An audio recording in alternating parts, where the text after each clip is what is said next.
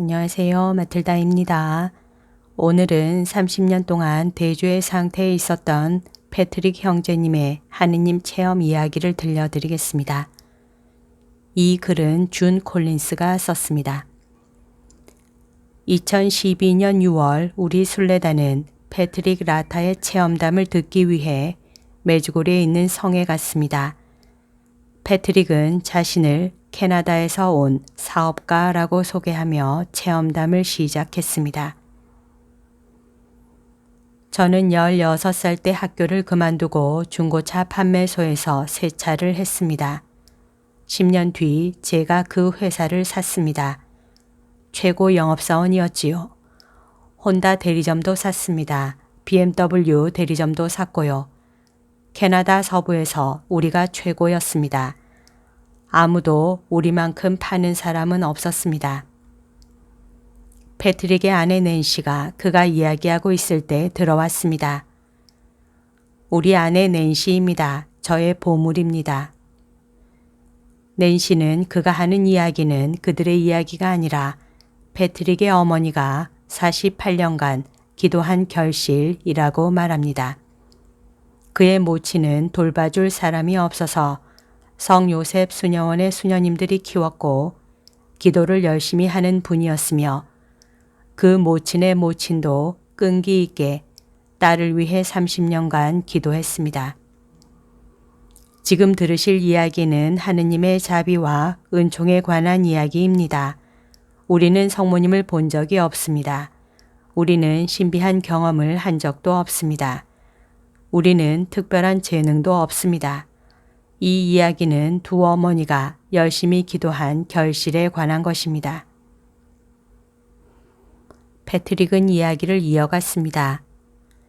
저는 하느님, 교회, 결혼, 성사, 학교와는 거리가 멀었습니다.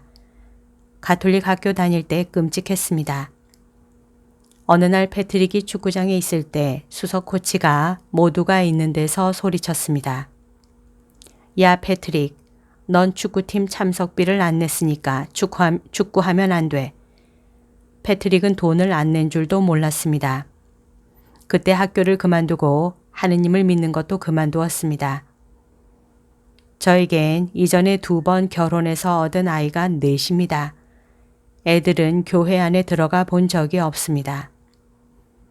그는 아이들에게 이런 말을 자주 했습니다. 이게 하느님이다. 라며 돈을 꺼내 보였습니다. 이것만 충분히 있으면 내가 원하는 하느님은 다 얻을 수 있어. 패트릭은 자신을 한심하다는 듯이 아버지란 사람이 애들한테 그런 식으로 말을 했다니까요. 막내 아들이 하루는 학교에서 오더니 영국 성공회 세례를 받았다고 했습니다. 패트릭은 아들에게 너는 가톨릭이어야 하는데 아빠, 그런데 절 한 번도 교회에 데려가지 않으셨잖아요. 내가 훌륭한 아빠 아니었냐? 난 하느님도 없고 기도도 안 하고 교회도 안 가고 그렇게 살아왔어. 그래도 내 사업은 아주 잘 됐잖아. 그래서 엄청나게 사업에 성공했고 하느님은 필요 없어. 내가. 두 번째 이혼 후 패트릭은 낸시를 만났습니다. 2달이 안 되어 동거에 들어갔습니다. 하느님도 없고 기도도 안 하고 교회도 안 가고 결혼도 안 하고 성체도 모르고 아무것도 안 하고 대죄를 지으며 살았습니다. 우린 6년간 동거했습니다. 어느 날 낸시가 결혼하자고 했습니다. 패트릭은 그러자며 다음날 산 위에 있는 헬리콥터에서 결혼했습니다. 헬리콥터를 렌트하여 기장에게 들러리가 되어달라고 부탁했습니다. 그 사람 이름도 모르면서 다음날 직장에서 돌아오자 낸시가 울고 있었습니다. 그녀는 결혼한 느낌이 안 나요 라고 했습니다. 교회에서 결혼하고 싶었던 것입니다. 패트릭은 말하기를 낸시, 그 헬리콥터에 돈이 얼마나 들었는지 알아?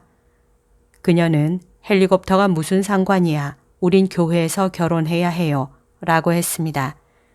패트릭은 자신이 이전에 2번이나 이혼했다는 사실을 상기시켰습니다.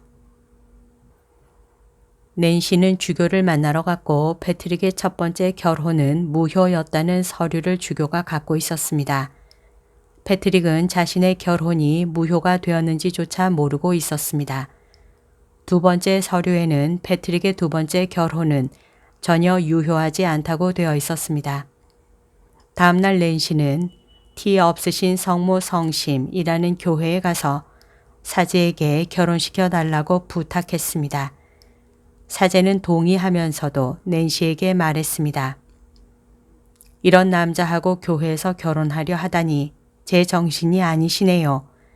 이 사람은 절대 변하지 않을 것입니다. 그 사람은 제가 본 중에 최악입니다.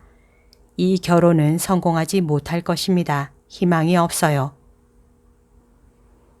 패트릭은 결혼 준비 교실에 참석하겠다고 동의했고 미사에도 가고 고해 성사 등 여러 가지를 약속했지만 자신은 자동차 파는 사람이기 때문에 온갖 약속을 다 해주는 데는 프로라고 인정했습니다.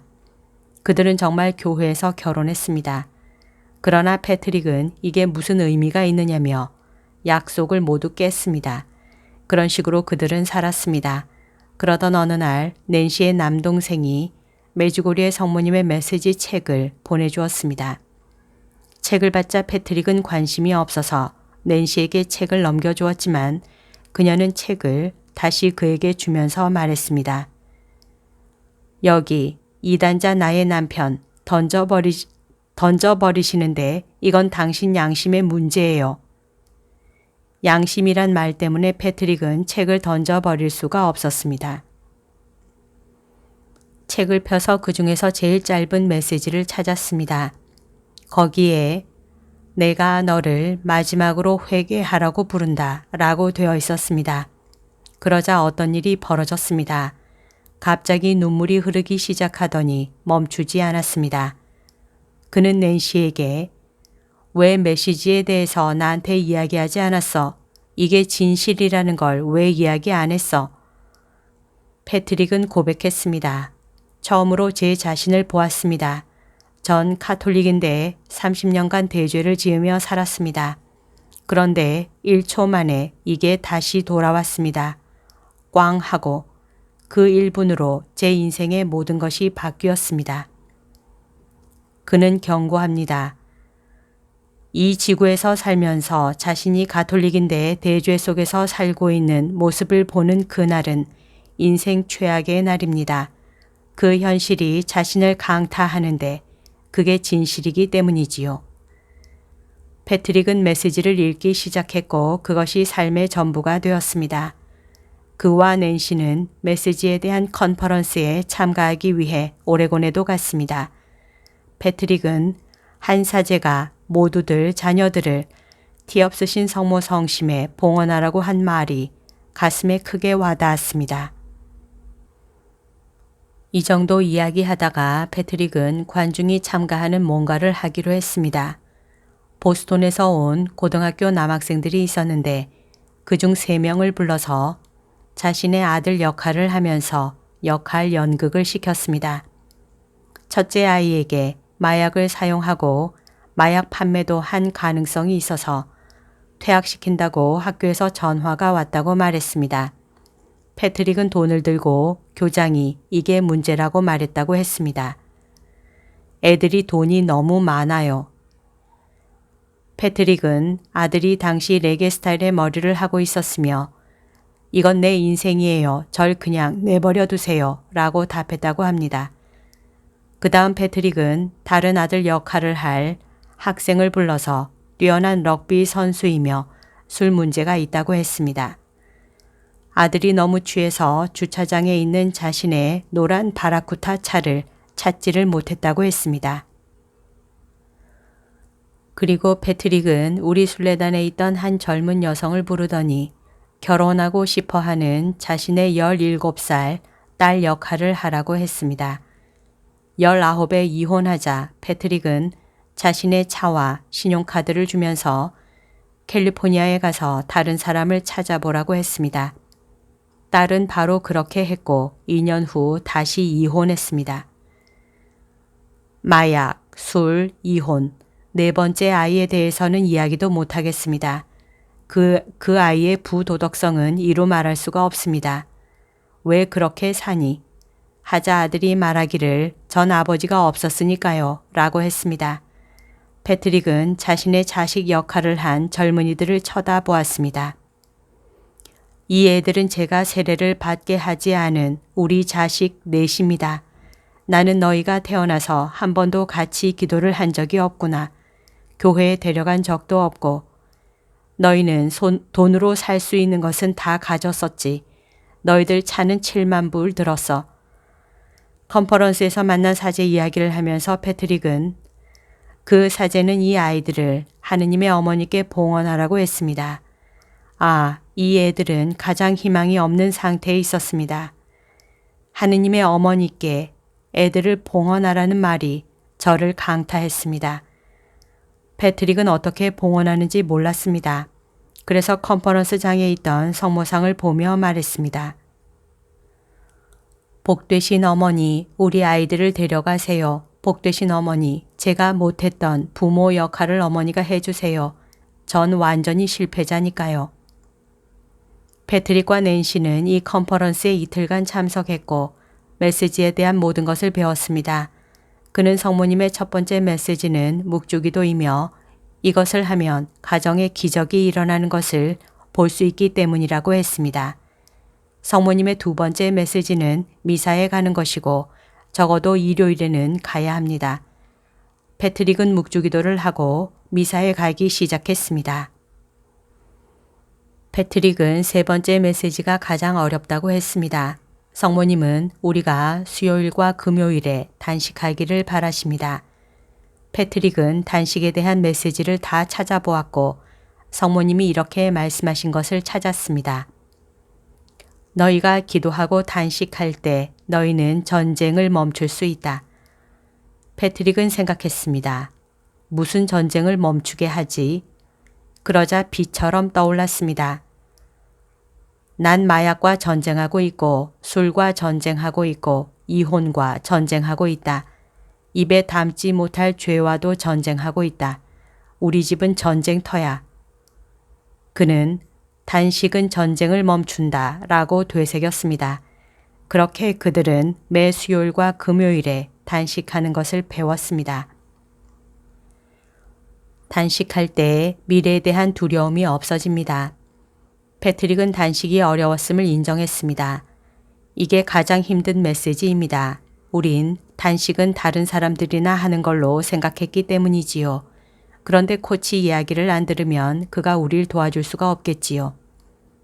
다른 메시지는 성경 읽기입니다. 그들은 성경도 갖고 있지 않아서 낸시가 하나 샀습니다. 패트릭은 다섯 번째 메시지는 메주고리의 큰 메시지라고 했습니다.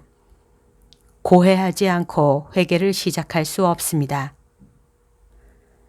패트릭은 30년간 고해성사를 보지 않았으며 고해할 게 많았습니다. 사제가 어떻게 했는지 아세요? 용서합니다. 라고 했습니다.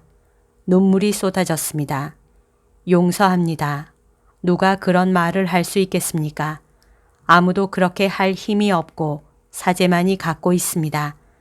저는 하느님의 자비에 충격을 받았고 고해소에서 사제가 가진 힘에 충격을 받았습니다. 한 번 고해로 30년간의 대죄가 씻은 듯이. 패트릭과 낸시가 지은 성에 대해 패트릭이 말하기를 이것은 사제들을 위한 기도의 집입니다. 고해소에서 사제가 제 인생을 구해 주었기 때문입니다. 그 고해 성사로 모든 것이 바뀌었습니다. 1년에 300명에서 400명에 이르는 사제들이 여기 오고 수도자, 수녀, 신학생, 성소를 찾는 젊은이들을 돌봐주기도 합니다. 패트릭은 자신의 아이들 이야기로 돌아갔습니다.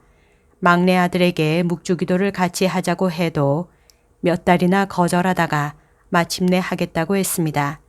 19년이 지난 오늘 이 아들은 천주교 신자가 되었고 결혼해서 멋진 아이 둘을 낳았습니다. 가톨릭 고등학교 교사이기도 하며 그 학교 아이들 52명을 메주고리에 데려간 적도 있습니다. 둘째 아들도 메주고리에 한번 갔었는데 패트릭이 그에게 묵주를 주었습니다. 그는 캐나다에 돌아가서 나중에 패트릭에게 전화를 해서 술도 끊고 럭비도 그만두고 소방관이 되었다고 말했습니다. 패트릭이 아니 어떻게 된 일이야? 그러자 아들이 아버지가 저한테 메주고리에서 주신 묵주 때문이에요. 라고 말했습니다. 지금 그는 결혼해서 멋진 아이 둘이 있습니다. 패트릭은 풀어서 설명합니다. 성모님이 묵주 기도를 하면 너희 가정에 기적을 보여주겠다고 하셨습니다. 10년간 패트릭은 딸의 연락을 받지 못했습니다. 2012년 2월 딸에게서 전화가 왔습니다. 캐나다에 있는데 메주고리에 오고 싶다고 했습니다. 아빠, 다시 시작하고 싶어요. 아빠, 이제 가족들과 떨어지고 싶지 않아요. 이때 딸은 이혼을 3번 했습니다. 딸은 메주고리에 2주간 왔습니다. 술 문제가 치유되었고 간호학 학위를 따기 위해 대학교에 다니게 되었습니다. 그녀의 삶은 완전히 바뀌었습니다. 사람이 기도를 시작하자 이혼도 끝났고 술도 끝났고 마약도 끝이 났습니다. 패트릭은 아직도 부도덕한 생활을 하고 있는 장남에 대해 기도해달라고 부탁했습니다. 성모님은 티 없으신 성심에 자녀를 봉헌하면 그들이 구원될 거라고 하셨습니다. 48년 동안 패트릭의 모친은 기도했고 모친은 아무것도 모르는 상태에서 그가 한 번은 캐나다 집에 돌아가자 소리쳤습니다. 말썽쟁이가 집에 왔다. 탕자가 집에 돌아왔다.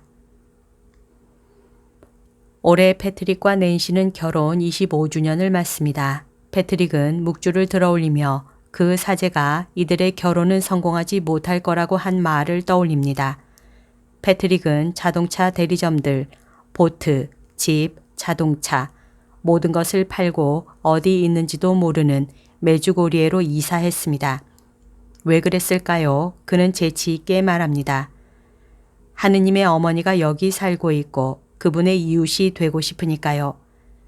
패트릭은 성모님이 자신의 집에 17번 발현하셨다고 하면서 그건 옆집이 마리안의 집이니까요 라고 말했습니다.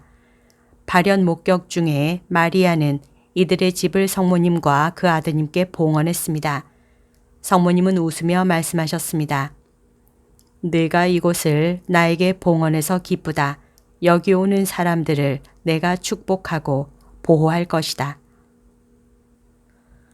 패트릭은 미소를 지으며 30년간 대죄를 지으며 온갖 못된 짓을 다 하고 다닌 놈에게 던져준 이것이 하느님의 어머니의 진정한 메시지입니다. 하느님의 자비를 상상할 수 있겠습니까? 그는 묵주를 들어올리며 결론을 내렸습니다. 이게 모든 문제를 해결해 줄 답입니다. 이게 여러분의 결혼 문제를 해결해 줄 답입니다. 이게 여러분 자녀들의 문제에 대한 답입니다. 여기까지가 오늘 들려드릴 내용입니다. 이 글은 평화의 모후 사도에서 나오는 잡지 평화 2013년 5월호, 6월호에 실려 있습니다. 오늘도 하느님의 뜻 안에서 서로 사랑하는 하루 보냅시다. 사랑합니다. 축복합니다.